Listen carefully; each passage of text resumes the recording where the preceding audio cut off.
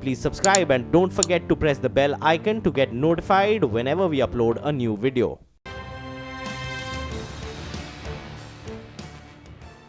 Well, there's so much you know about my guest today, so much that's been written about his efforts to try and transform Microsoft, but perhaps here's a thing or two that you don't know about him.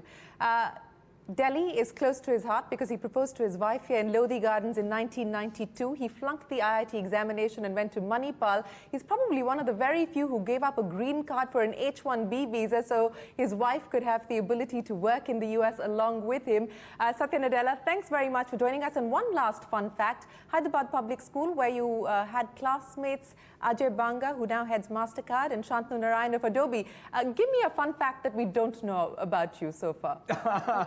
I mean, I would say, growing up, I would have dreamt of actually, working in a bank and playing cricket for Hyderabad. And here I am as CEO of Microsoft, and it's the most unlikely place. Let me talk about the leadership lessons that you've written about in your book, and I think I've tried to map some of them. You say that the C in the CEO stands for culture. How do you ensure that culture is not just linked to who's in the corner office? And you write about this in the book, that I want to ensure that it doesn't become a Satya thing. Right. So what does it mean to you now to bring in consistency into the way that the organization acts and thinks? No, to me, that's really, I think, at the core, which is, especially when an organization becomes successful, that means the idea or the concept that you had has now become a hit. You build all this capability as well as the culture to, in some sense, reinforce the concept. You get even this virtuous cycle between the idea, the capability, and culture. But the reality is, at some point, whatever was that novel, interesting new idea runs out of gas. You need a new idea. That's when culture will matter. That culture that allows you to continuously question the status quo. So I went on this quest for saying, what is a meme that we can have, even to have a cultural conversation inside the company? And that's what led me to Carol Dweck's work around mindset, where the simple concept is, if you have a person in school who is a know-it-all, and the other one is a learn-it-all, the learn-it-all will ultimately do better. But isn't that the CEO problem? Isn't that the big CEO affliction, knowing it all? That's correct. And in fact, the idea that you as a CEO have to create a culture by first admitting your own fixed mindset. At least I believe that's the key. In order to have continuous or renewed success, you really have to question status quo, and it doesn't come from a source of knowing it all. You talk about the need to redefine leadership, and I'll ask you that in the context of the fact that you've drawn from your own experiences as a husband and as a father. This empathetic style of leadership that you talk about, do you believe that you would have been able to do this if you didn't have those experiences to lean on? And how important is it? I mean, we've grown up with the idea of winner takes it all, the paranoid survive, etc. So when you now talk about empathetic leadership, Jack Ma talks about having the love quotient. How is it that CEOs are now seeming to embrace the feminine energy much more? It's probably time. But more important, I agree with you there, by the way. But for me, for example, when I describe, or at least I internalize, Microsoft's core business, core priority is to meet unmet, unarticulated needs of customers. There's no way we're going to be able to do that, especially the unarticulated part, if we don't have a deeper sense of empathy for what is it that really customers expect from us. You're not going to be able to go to work and switch on the button called empathy, right? And say, let me now build innovative products that are well liked and we're going to in fact surprise customers in good ways. So to me, you have to be able to take your life, what life teaches you. In my case, that's clearly the case, which is who I am as both a product leader or as an organizational leader is something that has been shaped by my life's experience, whether it's the birth of my son or the last interview question of my Microsoft interview loop. All of these are moments where I feel I've learned to be able to see more of us in them and them in us. And that clearly, I believe, is what's needed for real innovation in any organization. The customer has always been at the center of an organization's strategy. So an empathetic leadership style, how does that make the customer different?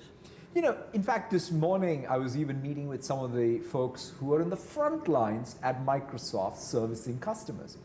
One of them said to me, you know, it's so different.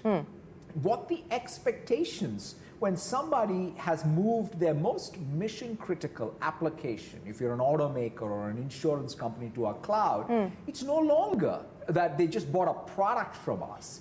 They are dependent on our technology for the core of their business. So their expectations of how we show up, how we understand their needs, and what we need to equip our people to be able to do so is so different. So to me, that, when you say customer centricity, of course, if you're not customer centric, you're not going to be able to do much. But it's the customer centricity as a continuous process, not as a discrete process. That means the learn it all. So it's not like, oh, I sold my customer something. What is it that my customer is going to want to do with what I sold them on a continuous basis? That's the only way to build loyalty. That's the only way to build business. Which is why you decided to include customers as part of your senior leadership retreat, which I believe faced some resistance at the start. You know, it's one of these things when you take the senior most people and say, hey, let's listen to customers. You know, the natural reaction, quite frankly, even I would have had, of course I listen to customers. I mean, that's what I do every day. I don't need to go to a senior retreat to listen to customers. But the reality I wanted to, at least strike there was, let's have a shared experience of actually talking to customers together. It's not to say that anyone is sort of not doing their job, but it's to be able to live in that shared experience that makes us stronger. So there was some resistance, but also there was, I think, a lot of learning for all of us subsequently. You know, one of the other issues that you talk about in the book is the purpose of differentiation. And you talk about it in the context of the AWS Azure strategy that you adopted today, $20 billion for your cloud services. How critical was that for you to say that, look, Microsoft is about data, Microsoft is about AI. How do we incorporate those capabilities into an area that we're clearly not the leaders? I mean, to me, one of the things has informed a lot of the choices we've made, the markets we compete in, and how we compete in, how do we create differentiation, is to live up to our sense of purpose. I think technologies will change, but I think the core identity, like if I look back, right, Microsoft was created when Paul and Bill sort of created the basic interpreter for the Altair. Very recently, in fact, we were talking about and marking some big milestones in quantum computing. What did we do? We, in fact, launched a new language for quantum algorithms. We put a simulator in Azure so that developers can now start learning quantum. So I felt that even in the cloud, we can be the ones who can democratize AI infrastructure, so that developers can be successful. So that, to your mind, is the soul of Microsoft, democratization of technology. Correct, because in some sense, the soul of Microsoft is we create technology so that others can go on to create more technology or achieve more success because of what they have been able to do with our products. We're that ultimate platform and tool creator. Whether it's Minecraft or whether it's Word or Visual Basic or Visual Tools or Azure, to me they're all things that allow others to create more technology. You know, since you're talking about others, I also want to talk to you about competition, and you have an interesting perspective and take on that in the book. You say that Microsoft was all about the competitive zeal, aggression, combativeness, but that's not your leadership style. You know, I'm sure your leadership style is not accepting the market as is, but how do you encourage a spirit of competitiveness without combativeness or aggression?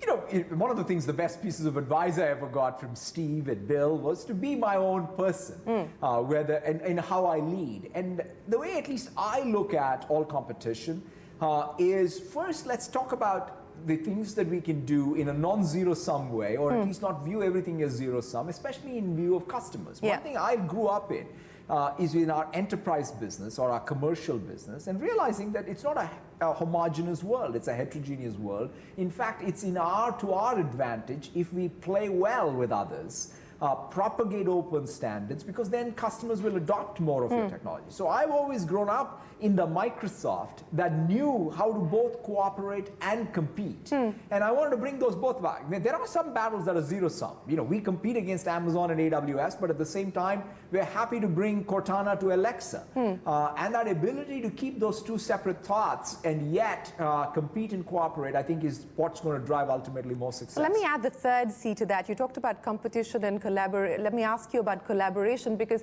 one of the focus areas in the book is also about building partnerships and building partnerships that last, and not necessarily obvious choice for partners as well. What's going to drive the strategy when it comes to collaboration? How do you decide that this is not going to be an acquisition, but this is going to be a partnership in the context of the experience that that Microsoft had with Nokia, for instance? I mean, to me, Microsoft again has historically been all about creating platforms. There's no way you can create ecosystems and platforms if you don't have that partnership gene at the core. When I look back, even look at what I'm doing even with Adobe now, with Shantanu and team. It's a big partnership for both, a big bet for on his part to move to the Azure cloud, bring all of his Creative Cloud and his Experience Cloud and Document Cloud to Microsoft, and for Microsoft to be able to do the integrations and make his product successful on our platforms. I think that's what it takes. Building of long-term trust with partners is what I think is the real currency for anybody who's in the platform business.